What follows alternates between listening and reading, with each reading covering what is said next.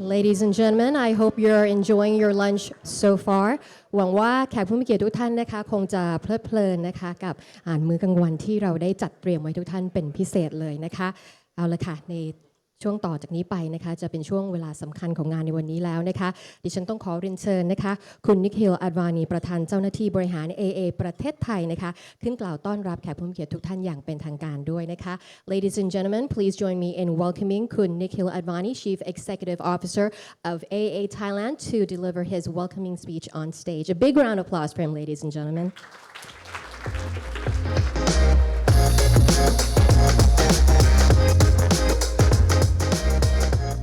Sawadee krab.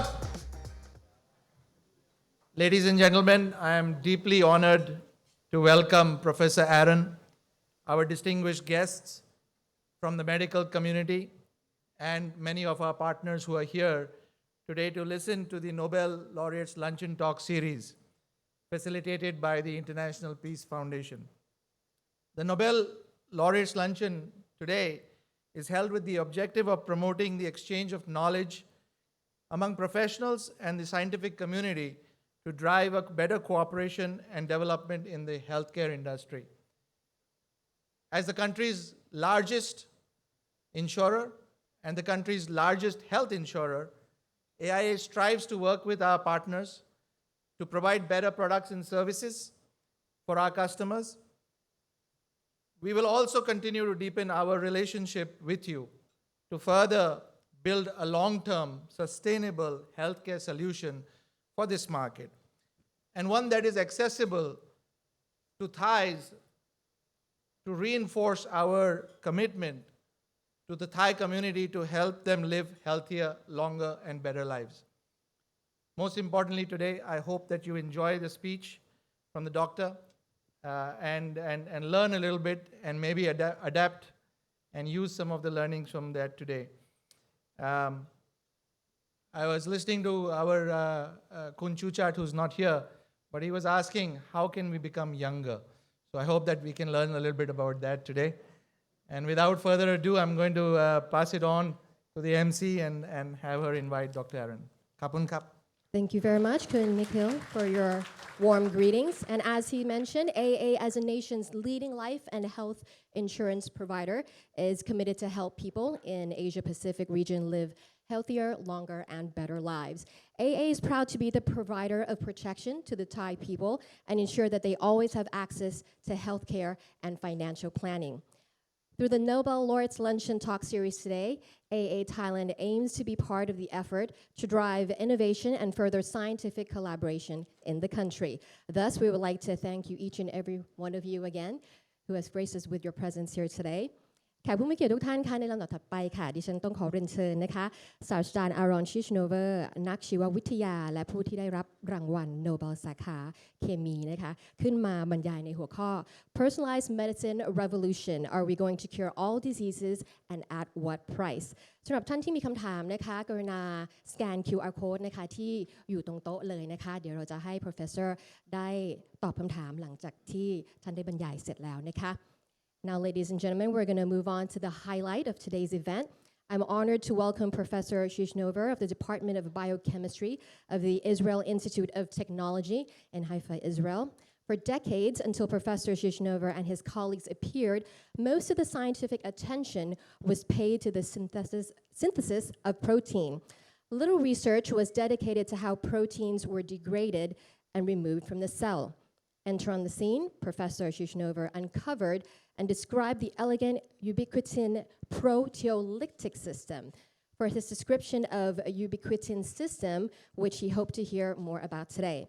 Professor Ciechanover shared in 2004 Nobel Prize in Chemistry. So, ladies and gentlemen, please join me in welcoming Professor Aaron Ciechanover for the highly anticipated talk on personalized medicine revolution. Are we going to cure all diseases and at what price?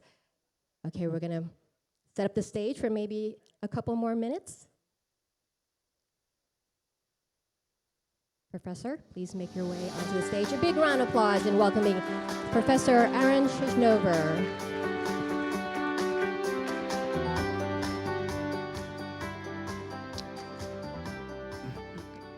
Before I start, first of all, the fun part is over. Now start your suffering. But I have something to tell you about your dream coming out of here with the secret of, become younger or having the recipe to become younger. That's a very precious secret, of course. So I have something to tell you about it. Picasso had a friend, and the friend opened a restaurant. So he invited Picasso for a dinner in the new restaurant. And the guy asked Picasso to paint something for him on the door of the restaurant. Picasso said, "Of course, you are my friend, I'll paint for you." And he painted something. And then the guy discovered that Picasso didn't sign it. So he said, "May you sign it?" He said, "No, for signing, I want the whole restaurant for myself." So for the secret, you may need to pay more, but that's a joke. Anyway, so my name is Ciechanover. I'm a physician by training. I'm a surgeon by training, but I don't operate anymore. And then my hobby became science. And during my scientific career in Israel, we discovered a very important system. I'm not going to tell you the details about quality control of our proteins. Our body is made of numerous proteins. For example, the antibodies that we are generating against COVID-19, against the coronavirus, are proteins. The red color of the blood is a protein called hemoglobin, which carries oxygen and carbon dioxide. So we are made of 25,000 different proteins, and these proteins are very sensitive. They're sensitive to temperature, to irradiation, and they get mutated, so they get changed. And for example, cancer is being caused by proteins that were normal, but then changed to become mutated, and they drive the oncogenic, the cancer process, or in the brain, all the brain diseases, almost with no exception. Talk about Alzheimer, Parkinson, ALS, all these diseases, horrendous diseases, are all caused by aggregated proteins. So they were normal proteins, but they somehow got like cooked egg. They got aggregated, and normally they should be removed, but they are not being removed, and therefore they cause a disease. And what we discovered in the lab was the system that the function of which is to remove bad protein. So it's kind of a policeman that kind of scans the streets of Bangkok, and when the policeman sees a thief, he kind of arrests him, and then kicks him out to jail. So our system, immediately when something happens to a protein, when a protein gets mutated and can cause cancer, or protein get aggregated in the brain, the system can identify it and get rid of it, degrade it. And of course, if it's aberrated, then diseases evolved, and when diseases evolved, people developed drugs, and there are many drugs in the market already being used all over the world. As a matter of fact, I was a guest of Siri Raj Hospital, and they were so proud to take me to the Department of Oncology to show me our drugs on the shelf, so they are being used worldwide. But I'm not going to tell you today about the discovery. I just kind of described it to you in principle.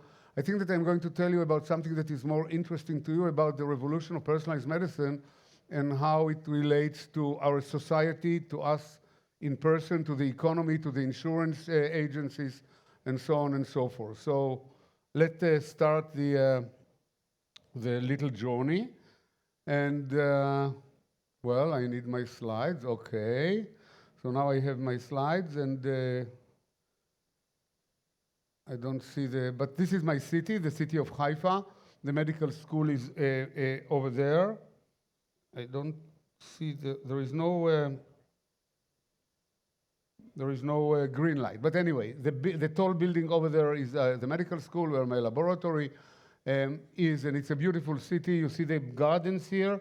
The gardens here are the Baha'i gardens, so the Baha'i that were persecuted in Iran brought their founders to be buried in this city. They built a beautiful temple, the Golden Dome, and they buried the founder in this city, and it became a UNESCO heritage site, and the gardens are rolling all along the mountain. It's really gorgeous to see from both bottom and the top. Okay, so here is your dream. To become young, but I mean, you want more than to become young and beautiful. You want also to be healthy. I mean, the major thing that bothers us is quality of life. I mean, young, white hair, we can somehow survive. we can go and color it, but the issue is quality of life. And the issue is whether we can improve it. And indeed, we do improve it, but the question is the limit, to what extent we can do it. So think about life about 120 years ago. When the 19th century was turned into the 20th century, on the average, the lifespan of people was 50 years, 45, 50 years. People died of infection, there was no antibiotics. People died because they couldn't be operated, there was no X-ray. Not to say CAT scan, MRI, nothing. I mean, there was no anesthesiology, there was no vaccination. We couldn't vaccinate ourselves.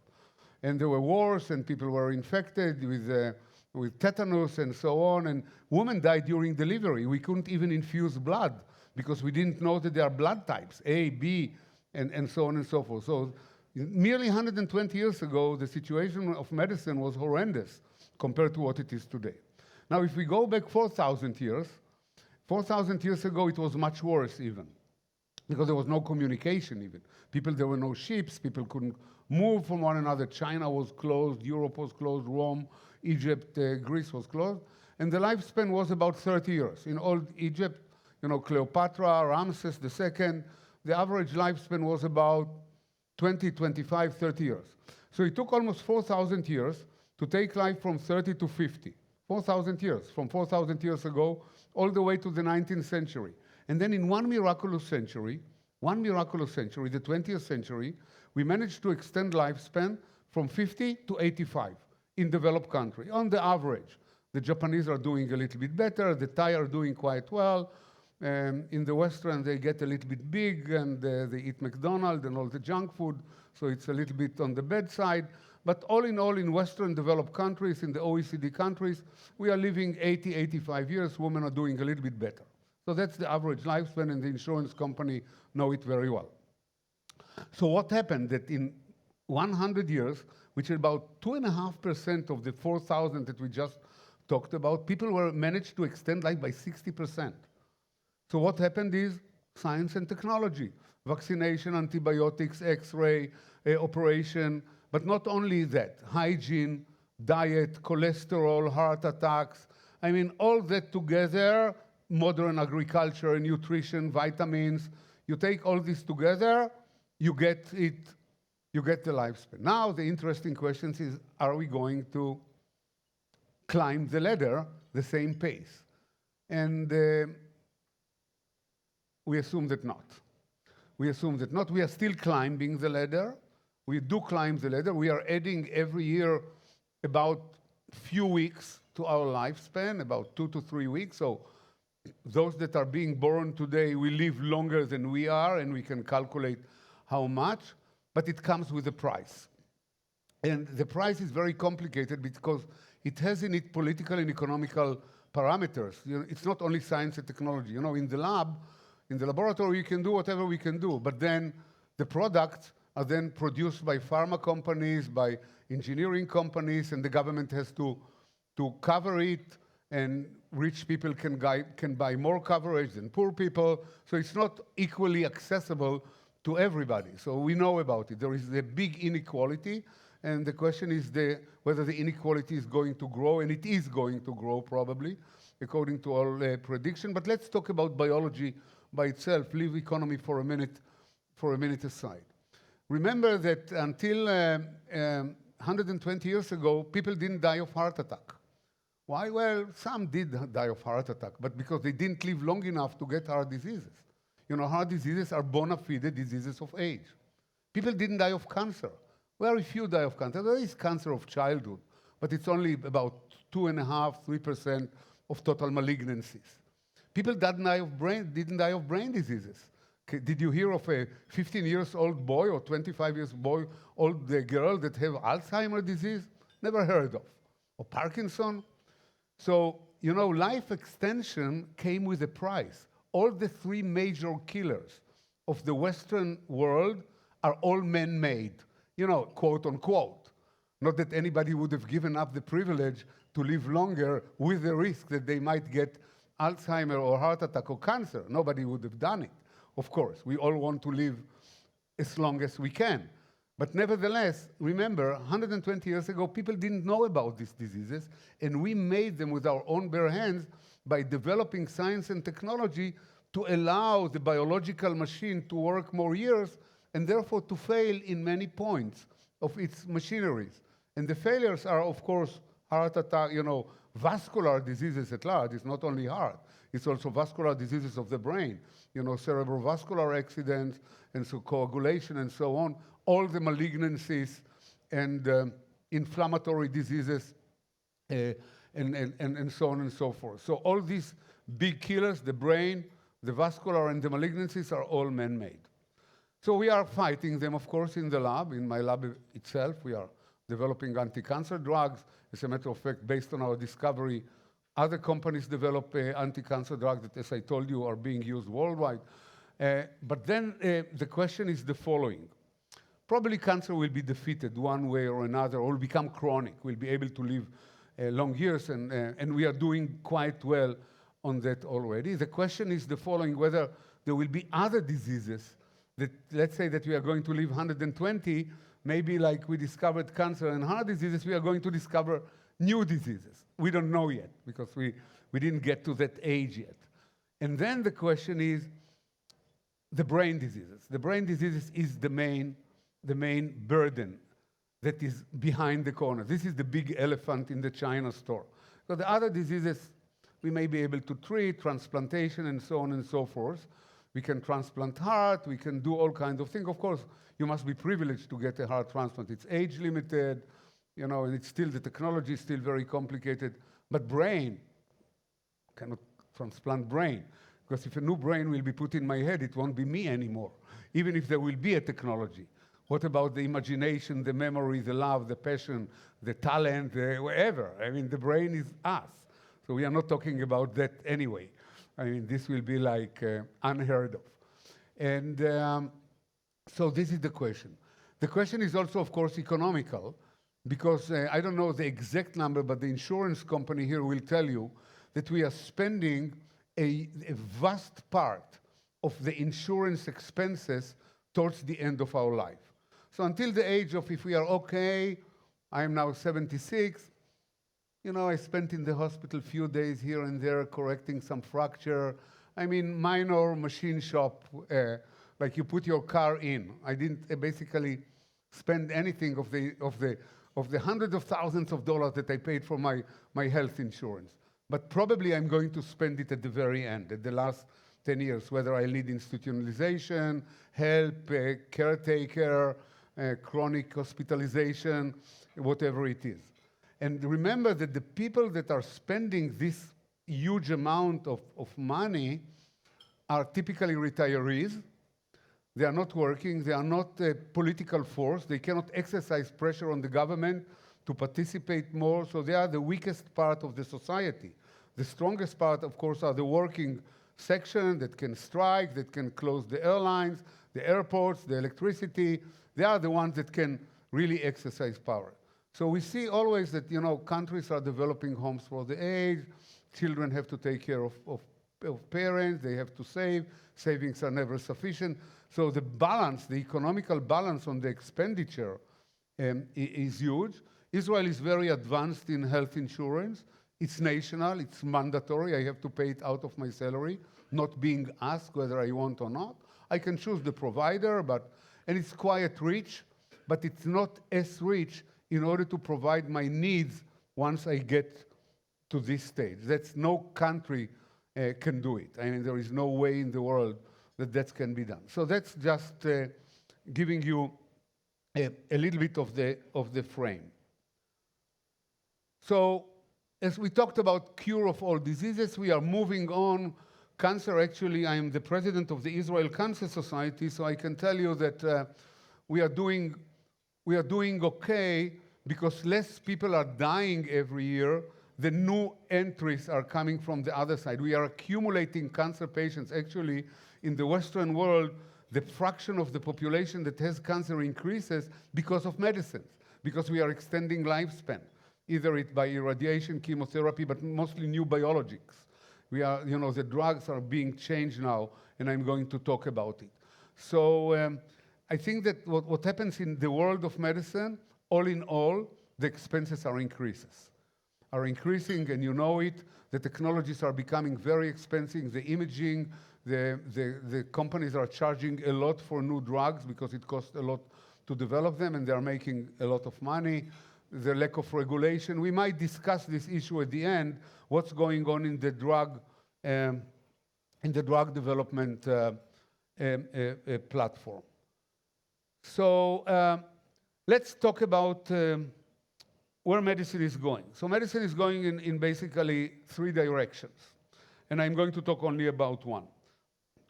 One direction that medicine is going is, of course, engineering. I mean, really engineering. I mean, bolts and nuts. I mean, we can replace joints by titanium, by novel metals, and so on. We can exchange heart valves. Unfortunately, we cannot still change the heart, but we can change half heart. Already, there was an experiment just recently about a baby that the half heart was changed. We can help the failing heart to move by levad. We shall not go into it, but organ transplantation is kind of limited. The supply is limited, fitting the immunology is limited. It's not a technology that is available, and what is going to replace it, hopefully, in the horizon, are humanizing animals.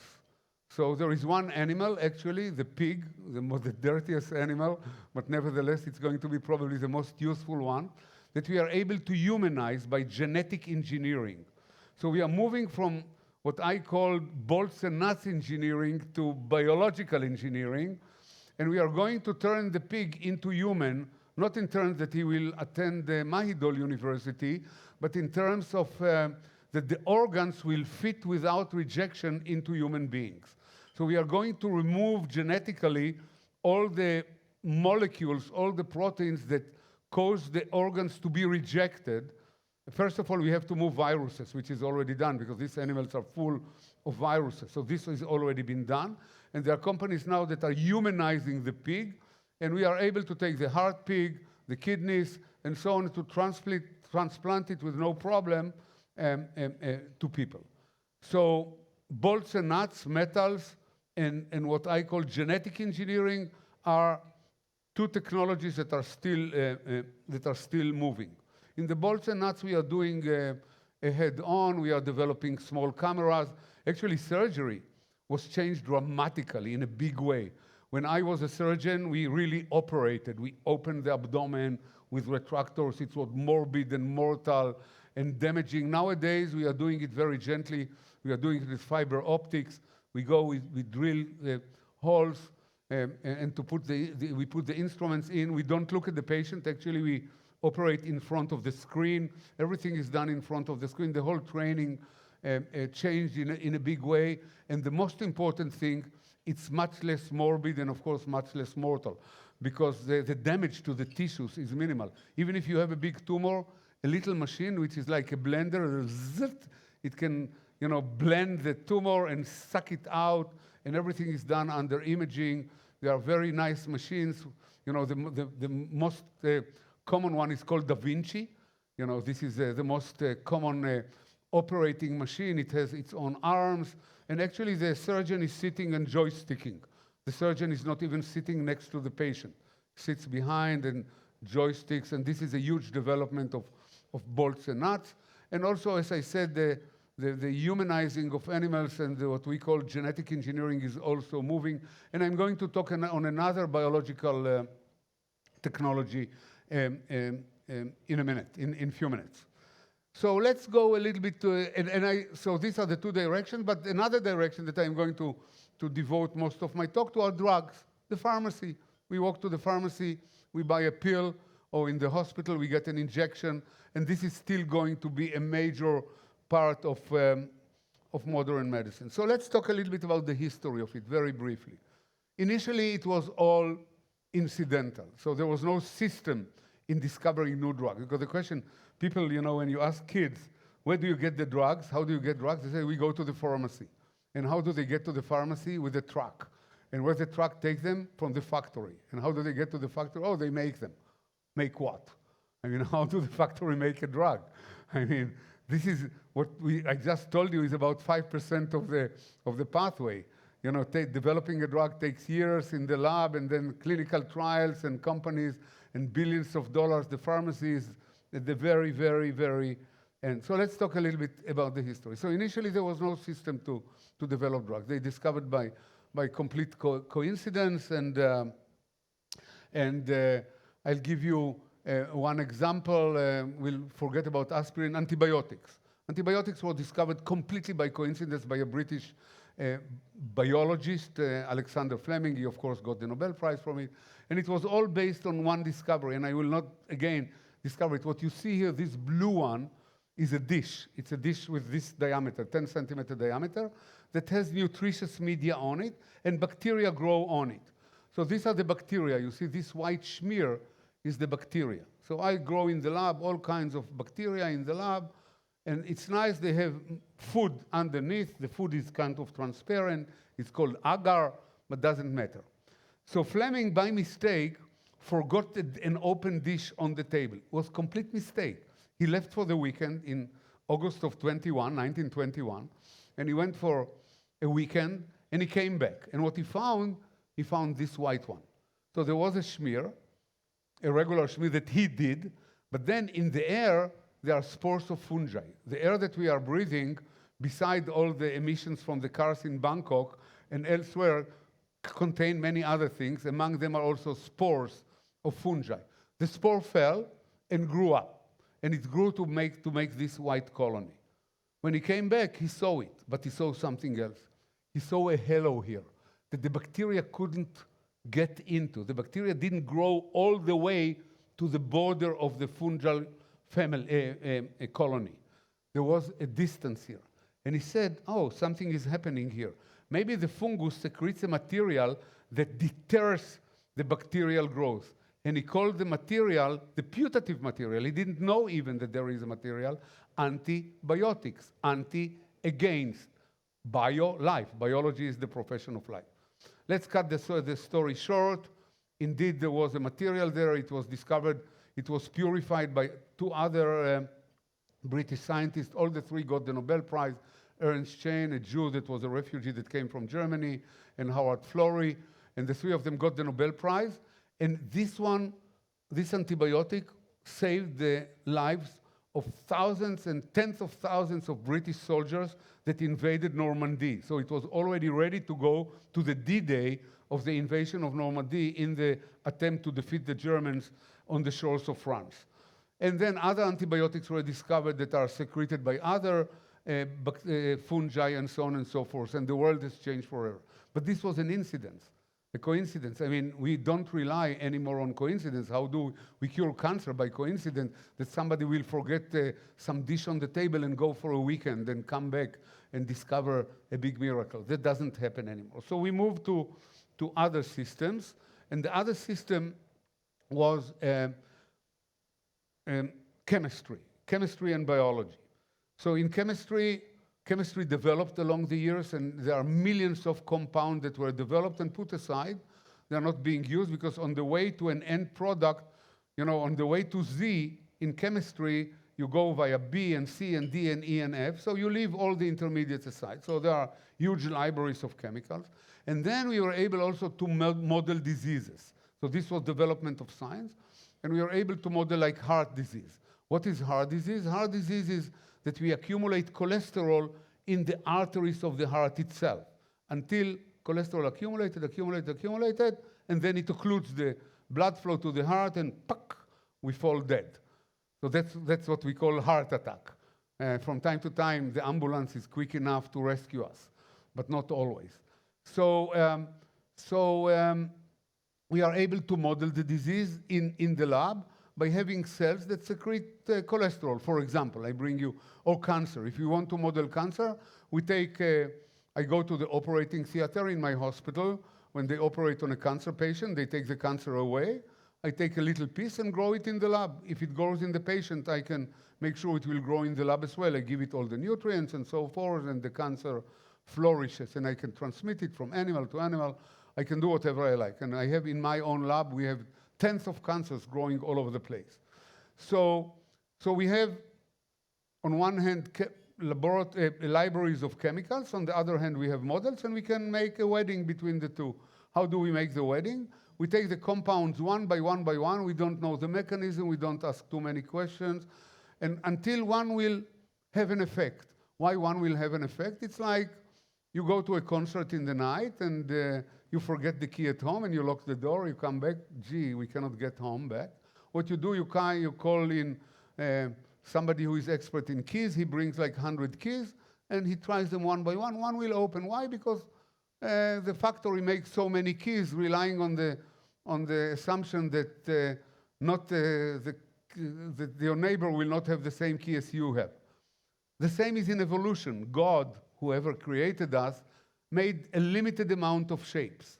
So what we need in order to inhibit the cancerous process or to inhibit the accumulation of cholesterol in the heart, one chemical will do it, because one chemical will fit into the mechanism like the key to the keyhole and inhibit it and close it down. Because we are relying on chance that are so, but we are not relying on 100 keys, we are relying on millions and millions of molecules.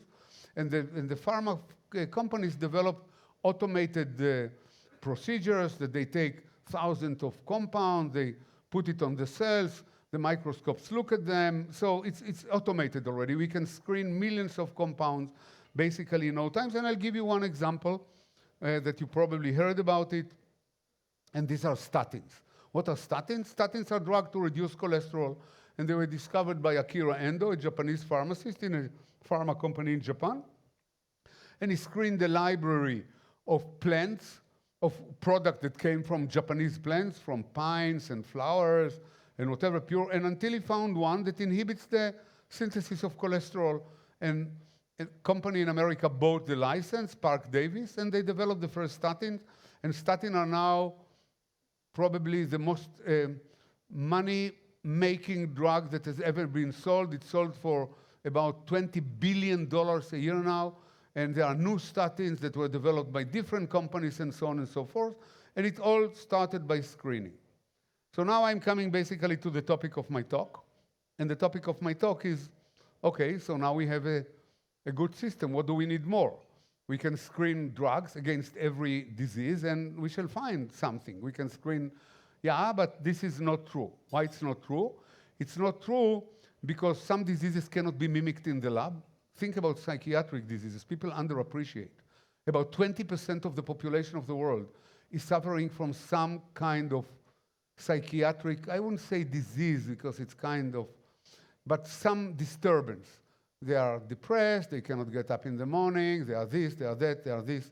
I'm not talking about the extreme like schizophrenia or paranoia or this, but even mild one can really paralyze the person from going to work, from functioning in the family, in the working place, and so on and so forth. 20%. I mean, this is like, it's an epidemic. It's really, you're talking epidemic, this is an epidemic.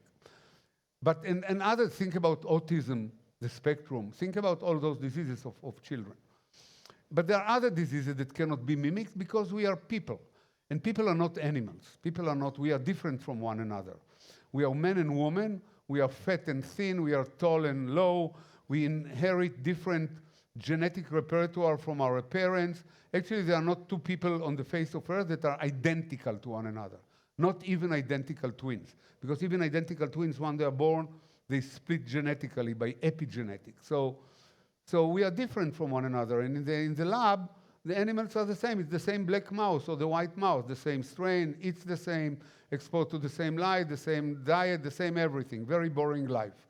So our diversity makes it so that what we think is the same disease is in two people, it's not the same disease. So if you have two women with breast cancer and they start to talk to one another and think, oh, you know, and one can learn from the lesson of the other, emotionally it may be helpful, but biologically not. We need to really understand the mechanism of the disease. Because I like to drive cars, I always bring a metaphor from the car. Well, in Thailand it's not relevant, but in Minnesota, a state that I was living in for quite a long time, it's very relevant. Why? Because Minnesota is very cold in the winter, very cold. So what happens? You have a car, and you get up in the morning, and I wanted to go to Mayo Clinic in Rochester, Minnesota, and the car doesn't turn on. So the name of the disease is the car doesn't turn on. But the underlying mechanism can be different. Battery can be empty because I forgot the lights. Let's forget now for electric cars for a minute. Even in electric car, if you leave the light, the battery can go off. Or I forgot to put oil, or the rain, my car is old and the cover of the engine have holes and the sparks got wet, or I didn't notice that the red light started to flash and there is no oil, so the barrels got stuck in the cylinders. So there can be many reasons why you cannot turn on the car. And if you repair the irrelevant reason, the car will still not turn on. If the battery is empty and you'll put gas because you forgot to put gas, the car will not turn on. The same is with diseases. So the disease is a lump in the breast or a prostate cancer, but the underlying mechanism can be different. And that's the whole issue about personalized medicine. And the issue was solved partially, and we are on the way now, by these two gentlemen. And their names are, they are British gentlemen, and in my opinion, the most admired scientist I've ever encountered in history, Watson and Crick. And they discovered the secret of the DNA. And actually, the secret for the diseases is, in many cases, embedded in our DNA. And I'll give you one example, just that you'll get... Watson is still alive, Crick died. And as you see, the future drugs are going to be based on the DNA. And I bring you, actually what we are going to move now, this is also a metaphor that I like, we are going to move from pajama-type medicine to suit-type medicine. What's the difference between a pajama and a suit? You're all sitting here with a suit. So what's peculiar about the suit? That you went to a tailor, and the tailor really did it for you, or you went to measure it. With pajama, you never go to a tailor unless you are nuts. What you go to the mall, and you buy one, and there are only 3 sizes that you'll find, small, medium, and large, and the rest will be the rubber band. You see, even this pajama will fit this guy. So we are moving from a pajama type of medicine to a tailored medicine. What is pajama?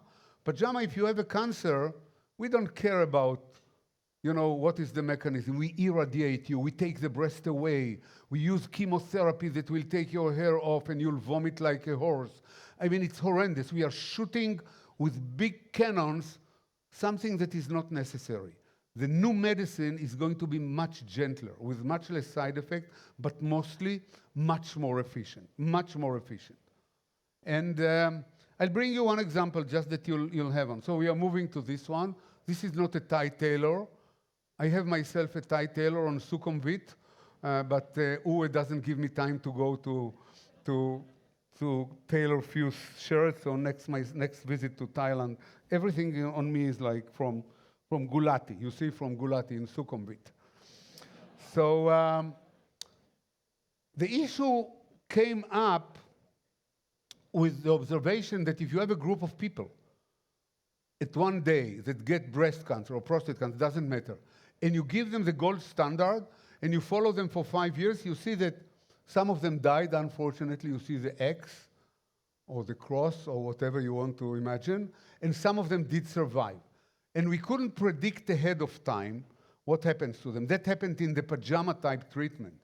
We couldn't distinct the colors. Actually, if we think about color, I mean, it's a much better metaphor. There are green and blue and orange patients, but we cannot see the colors.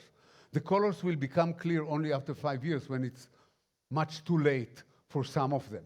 And the idea is to guess the color, not to guess, to identify the colors ahead of time so we can give them the right treatment.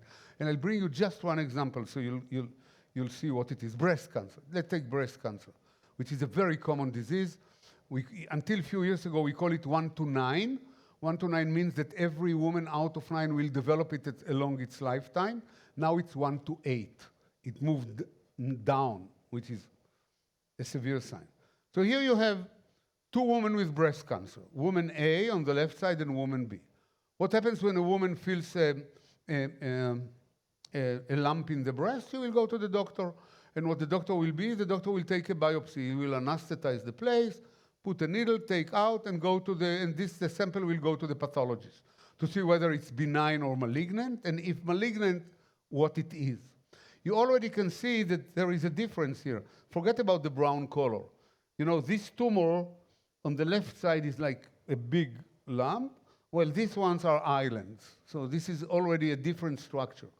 But what we did here, we used the DNA of the woman, and we thought, let's try to diagnose it a little bit better. Let's try to diagnose the reason why we cannot turn on the car a little bit better.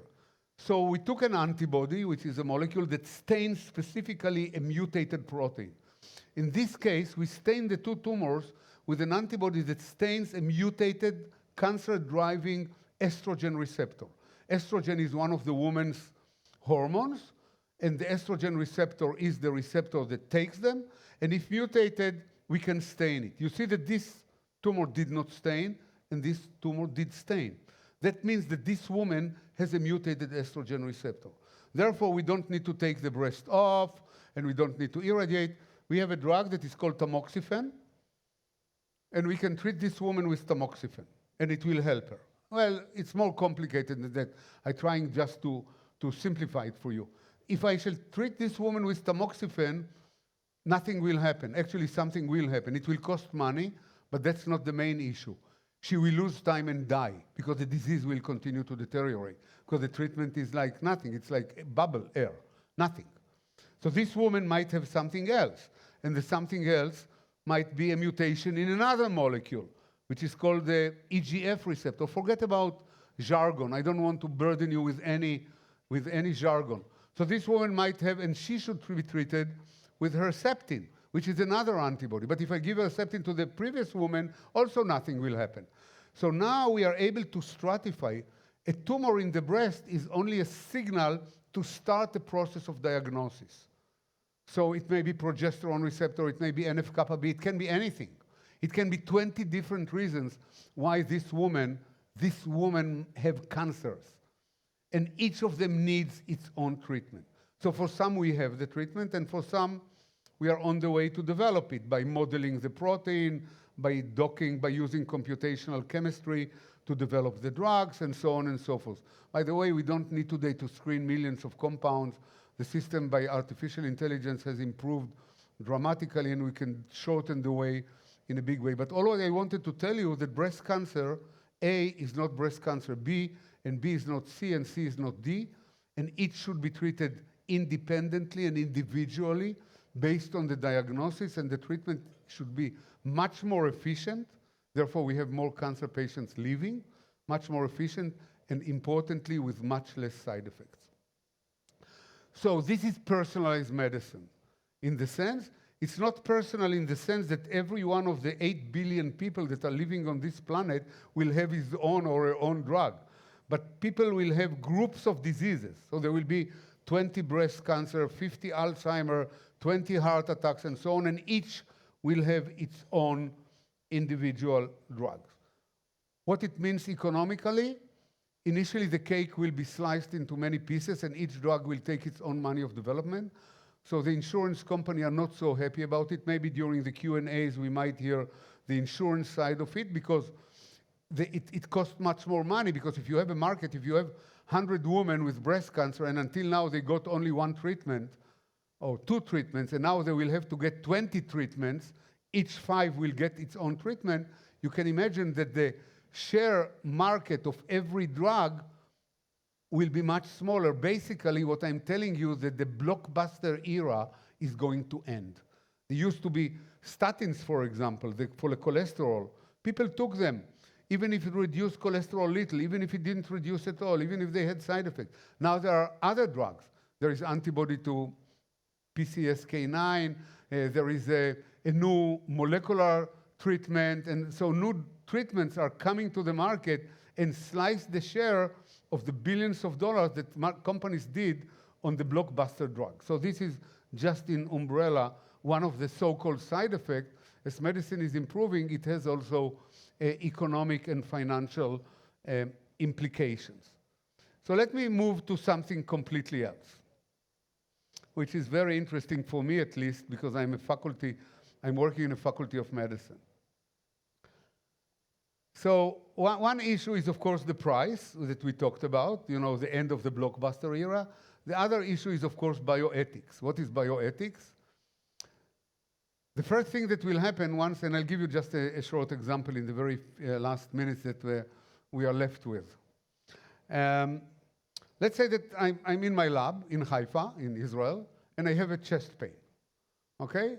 So since I'm a physician, I'm afraid that I have a heart attack, I will run to the emergency room, which is next by, you know, and I go to the emergency room and they take all the tests and they do an ECG, they take some blood tests, and after a few hours the doctor come and tell me, hey Aaron, I have good news and bad news for you.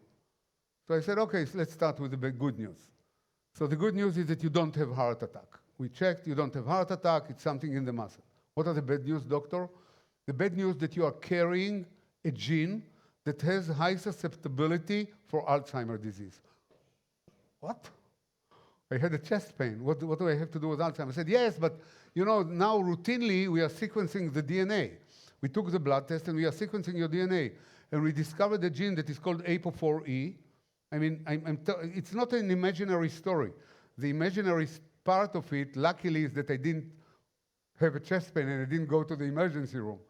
But the real part is that there is such a gene that carries high susceptibility to Alzheimer's. It's called APO4EB. And one variant of it has high susceptibility. Now, let's say that the doctor tells me this news. So what do I do with the news? What do I do? I cannot do anything about Alzheimer's. There is no treatment for Alzheimer's. But I have partners to life. Not only my wife. Okay, I'm married for 45 years. Hopefully my wife will still carry on with me, even if one day comes soon that I will not even know her name or recognize the way back home. So, okay, but what about my employer? Well, my employer is a public university. They may not fire me, but if it would have been a private employer, he would have kicked me out right now. What about my insurance company? It's a private company. Why do they need me? For 50 years, I paid hundreds of thousands of dollars, and I didn't use a penny. And now, you know, when I'm going to renew my policy and they will ask me, do you know of any disease? What do? I lie to them? Or I tell them the result of the exam? And then they say, sorry, guy, we are not renewing your policy. Bye-bye. What do? When the minute came that I need them because of modern medicine, because until a few years ago we couldn't even know that it's coming, they are going to revoke it. What do I do with my children?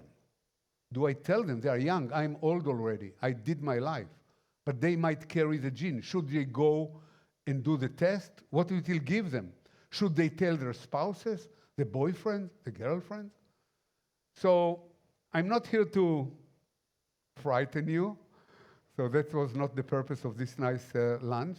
But to tell you that there will be technologies. There will be technologies to correct genes.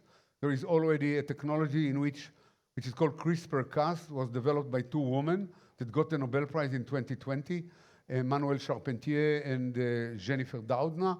So there are ways to handle these issues.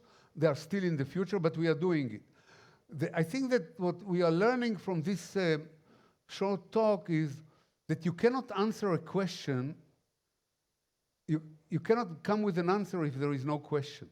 We need the question to come up in order to find a technology to solve it. Otherwise, you know, if there is no question, there is no answer. So that's the way that science is going. And another thing that reminds me of this, and I'm going to end up the talk with one photo, that there is an old Jewish say that the more knowledgeable you are, the more troubled you are. It's always good to be illiterate. You know, if you don't know to read and write, you don't care about medicine, about insurance companies, what their policies is, it might be better. Well, that's not the choice of everybody. Some people are knowledgeable and they are there to solve problems. So let me end up with one photo that you all know. Angelina Jolie. Now, Angelina Jolie in the summer of 2000, I have 56 more seconds. Angelina Jolie in the summer of 2012 came up with a bomb. She's going to remove her breast. Wow. Why? This is the woman that I think that the vast majority of the men in the world would fall in love with. So why? Because she discovered that her mother died of breast cancer, and her aunt, the sister of the mother, died of ovarian cancer. And there is a link between the two, which is called BRCA1, BRCA1, breast cancer number 1, which is a gene that, if mutated, can cause either of those diseases. And she said, wow, the two sisters died of the disease, maybe I shall test myself. And she indeed tested herself, and she was found positive. So then she decided basically to remove a ticking bomb from her body, and she did this operation, but this was not sufficient. And the next summer, she did go to another operation to remove her ovaries, because the breast is a problem, but it's not such a problem like the ovaries, because the ovaries are hidden in the abdomen, and once the cancer is there, forget about it. It's deadly. Breasts can be tested, MRI, and so on and so forth.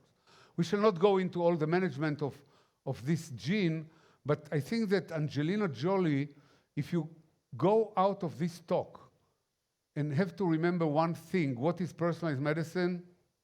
Remember Angelina Jolie. Thank you very much.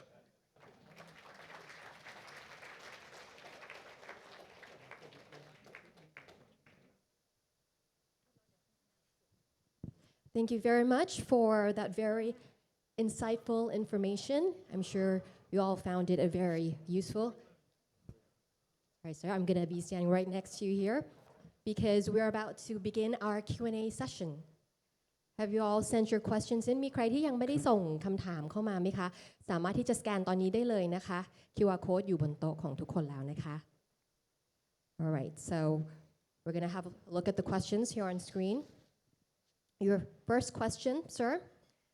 Looking into the future, will the cost gap between conventional and advanced medicine become even wider, considering its cost, affordability, and accessibility?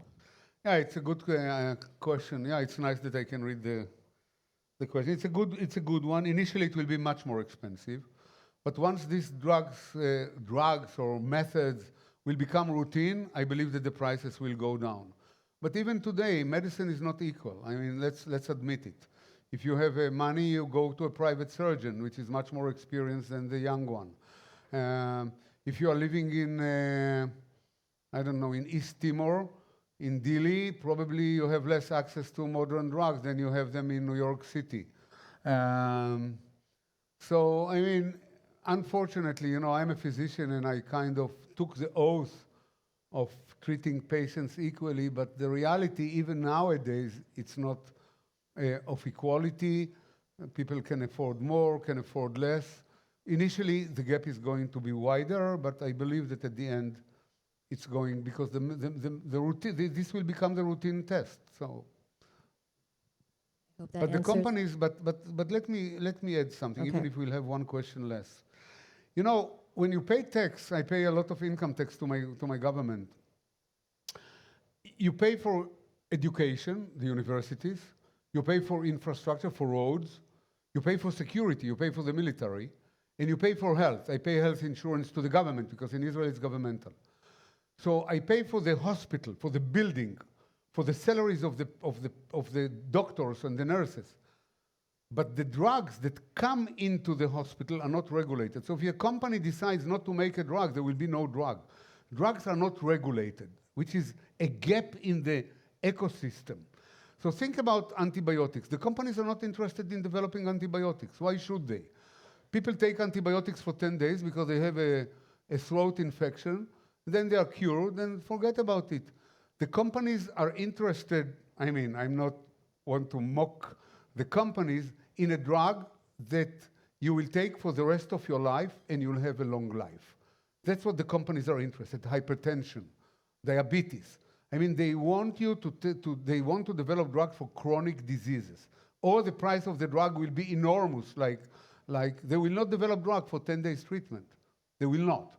So the question is whether it's in the force of the government, either to incentivize them, to force them to do something, because think about it, you get a full health system. I don't know how it's exactly in Thailand. I paid out of my salary almost 15% for my health insurance without being asked. But that's for the salaries of the nurses and the physicians, nothing for the development of drugs. If a company doesn't, think about poor countries that have malaria. Who cares about malaria? Which company will develop malaria for a poor country that cannot even pay for the pill? Nobody. Nobody. So as a society, you know, malaria is almost #1 killer. We forget about it. Think about Indonesia, think about Malaysia, think about, you know, all the underdeveloped countries in Africa. It's a big killer, a huge killer. But nobody cares about them because they cannot pay money. So as a society, can we allow it? Should we allow it? Should we share? Just think about it. Yes, the next one. Okay, I hope we've clarified that for you. Next question, please. What should hospitals consider when adopting precision medicine? Well, hospitals are already ready for it. In modern hospitals, Siriraj, for example, I can bring you an example from a hospital that I know well. You know, when a cancer patient pay in, but it's a very selective hospital, let's admit. It's not for the average Thai person that lives in the mountains between Chiang Mai and Chiang Rai. When there is a cancer patient, they will take the DNA, they will sequence it, they will identify the mutation, they will try to fit the... So hospitals like any, they move in. So Siriraj is, you know, is a leading hospital in Thailand. So certainly it leads there, but gradually it will go all over the place, provided again that money will be available and they will be able to do it. It's becoming the routine. So once it becomes the routine, they will have to adapt it one way or another, dependent on resources. Okay, sir. Any more questions? Okay.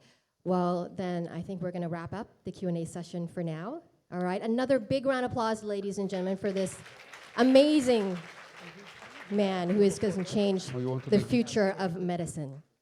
เอาล่ะค่ะวันนี้ต้องขอบพระคุณนะคะ Professor Aaron Ciechanover นะคะที่มาให้ความรู้ดีๆกับพวกเรานะคะท่านยังอยู่กับเราตรงนี้นะคะยังอยู่บนเวทีนะคะในโอกาสนี้นะคะดิฉันต้องขอเรียนเชิญนะคะท่านผู้บริหารจาก AIA ขึ้นมามอบของที่ระลึกแก่ศาสตราจารย์ Aaron Ciechanover ด้วยนะคะ Can you please remain on stage with us, sir? Sir, we still need you, sir. We need to take some beautiful pictures with you. Please join me, the center of stage. Now I would like to invite AIA executives to present a little token of appreciation to Professor.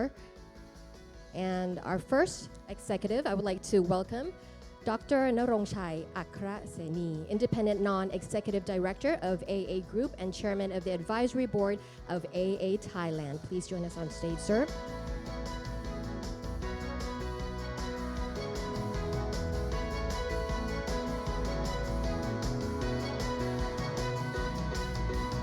Up next, I would like to welcome Mr. Garth Jones, Group Chief Financial Officer, AIA Group.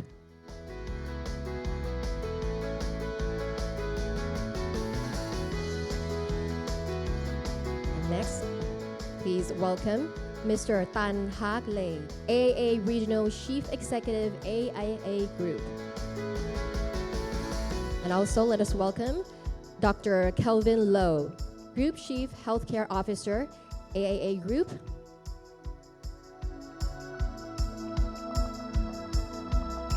And finally, please join us on stage once again, Mr. Nikhil Advani, CEO of AIA Thailand.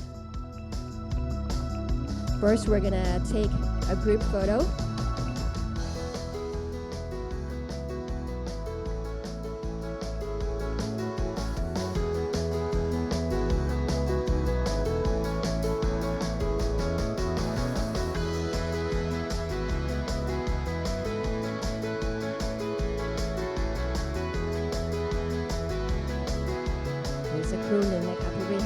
จะมอบของที่ระลึกนะคะให้กับ Professor Aaron Ciechanover นะคะเพื่อเป็นการขอบคุณนะคะที่ท่านมาให้เกียรติมาบรรยายพวกเราได้ฟังกันในวันนี้นะคะ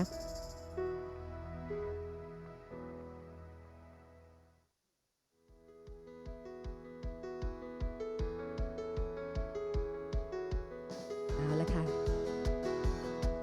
มองกล้องก่อนนะคะมาถึงเราค่อยมอบของ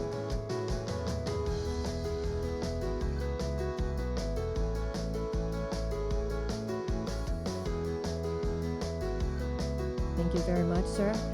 A big round of applause for everyone on stage, ladies and gentlemen.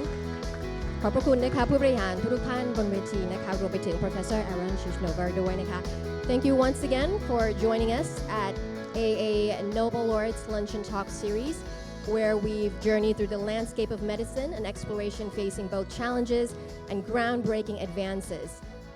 Now we can clearly see that the future of healthcare holds promise, driven by collaboration, innovation, and unwavering commitment to better health. With this in mind, we look forward to a healthier tomorrow for all, and AIA remains committed to helping people live healthier, longer, and better lives. On behalf of AIA Thailand, I would like to express my deepest gratitude to everyone for honoring us today with your presence. And just a reminder, for those of you who have headphones, please return them at the registry desk.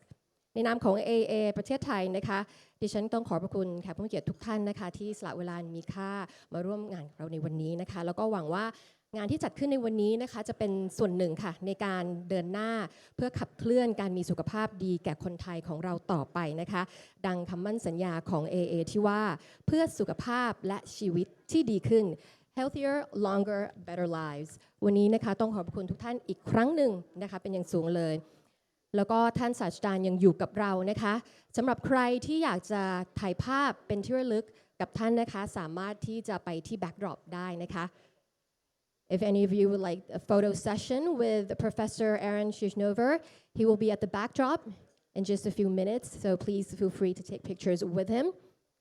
And for those of you who have headphones, don't forget to return them at the register. As for now, I think that's all the time I have for today. ต้องขอบพระคุณแขกผู้มีเกียรติทุกท่านอีกครั้งหนึ่งนะคะแล้วก็หวังว่าโอกาสหน้าเราจะได้เจอกันใหม่นะคะต้องขอบคุณทุกท่านอีกครั้งแล้วก็เดินทางกลับโดยสวัสดิภาพนะคะ Thank you very much ขอบพระคุณและสวัสดีค่ะคุณรู้ไหมว่าคุณจะมีโอกาสอายุยืนยาวถึง100 ปีด้วยนวัตกรรมทางการแพทย์ที่ก้าวล้ำทำให้มีแนวโน้มที่คนจะอายุยืนยาวขึ้นเรื่อยๆและคาดการณ์ว่าคนไทยที่เกิดในปี 2559 บางคนมีโอกาสอายุถึง100 ปีดังนั้นการที่คนไทยจะมีอายุถึง100 ปีกำลังจะกลายเป็นเรื่องใกล้ตัวทำให้เราต้องเตรียมพร้อมรับมืออย่างชาญฉลาดแต่การมีชีวิตยืนยาวอาจเป็นได้ทั้งพรและคำสาปบางคน